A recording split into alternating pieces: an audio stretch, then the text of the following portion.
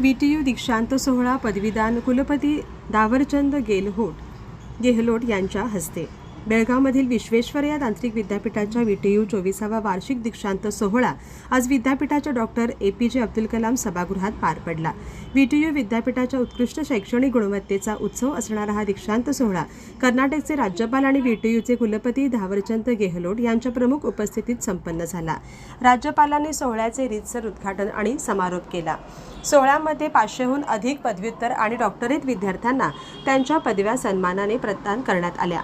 आपल्या प्रेरणादायी अध्यक्षीय भाषणात राज्यपाल गेहलोत यांनी सुवर्ण पदक विजेत्या गुणवत्तांमध्ये विद्यार्थिनींची संख्या लक्षणीय असल्याबद्दल प्रचंड आनंद व्यक्त केला। सुवर्ण पदक विजेत्या महिलांच्या संख्येने त्यांच्या पुरुष समकक्षकांना मागे टाकले आहे। या वस्तुस्थितीवर प्रकाश टाकून महिलांच्या सक्रिय योगदान आणि सक्षमीकरणामध्ये आमच्या राष्ट्राची प्रगती खोलवर रुजलेली आहे असे त्यांनी सांगितले। दीक्षांत सोहळ्याच्या प्रमुख पाहुण्या NIECHE युनिव्हर्सिटी कन्याकुमारी तमिळनाडूच्या कुलगुरू आणि प्रतिष्ठित शास्त्रज्ञ तसेच एरोनॉटिकल सिस्टीमच्या माजी महासंचालक आणि DRDO संरक्षण मंत्रालय भारत सरकारच्या अग्नि 4 व अग्नि 5 क्षेपणास्त्रांच्या माजी प्रकल्प संचालक भारताची मिसाईल वुमेन किंवा अग्निपुत्री म्हणून ओळखल्या जाणाऱ्या डॉक्टर टेसी थॉमस यांनी आपल्या समायोजित भाषणात दीक्षांत सोहळ्यात सहभागी होण्याचा सन्मान दिल्याबद्दल आनंद व्यक्त केला। अंतराळ आणि संरक्षण तंत्रज्ञानातील भारताच्या प्रगतीबद्दल अभिमान व्यक्त करताना त्यांनी भारत आता या क्षेत्रात नाविन्यपूर्ण आणि जागतिक नेतृत्वात आघाडीवर असल्याचे स्पष्ट केले।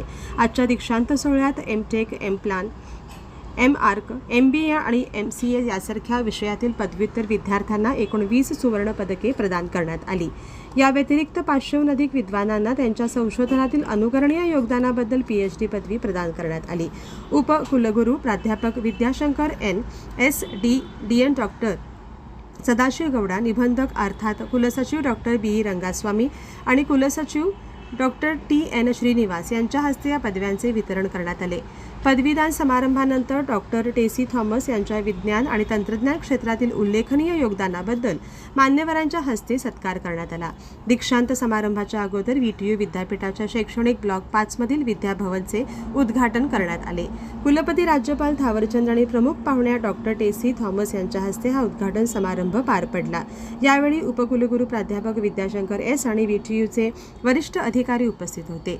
शैक्षणिक ब्लॉक 5 मधील विद्याभवन हे VTUच्या विद्यार्थ्यांना अत्याधुनिक सुविधा पुरवण्याच्या वचनबद्धतेचा दाखला आहे।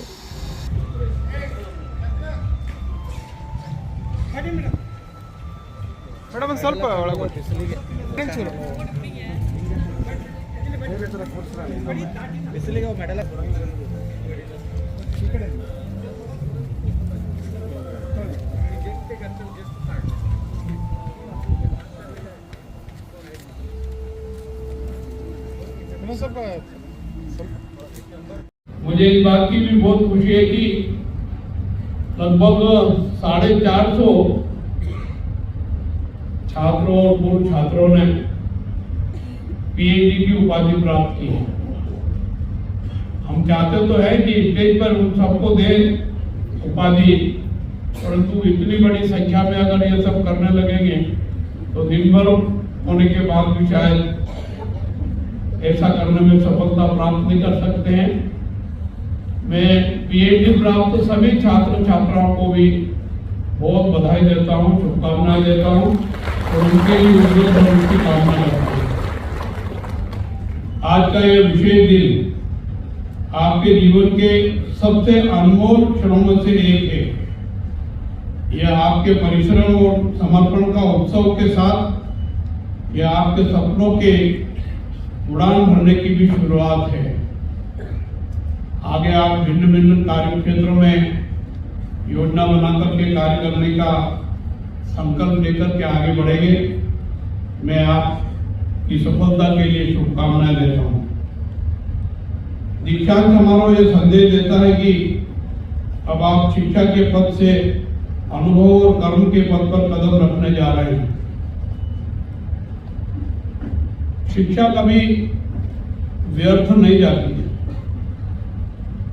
शिक्षा का जितना भी आप उपयोग करेंगे स्वयं के लिए और दूसरों के लिए भी, उतना ही आपको जीवन भर लाभ मिलेगा। इस विश्वविद्यालय ने आपको तकनीकी ज्ञान के साथ साथ आप में मानवीयता, अनुशासन, नेतृत्व क्षमता और नवाचार की भावना को भी विकसित करने का काम किया है।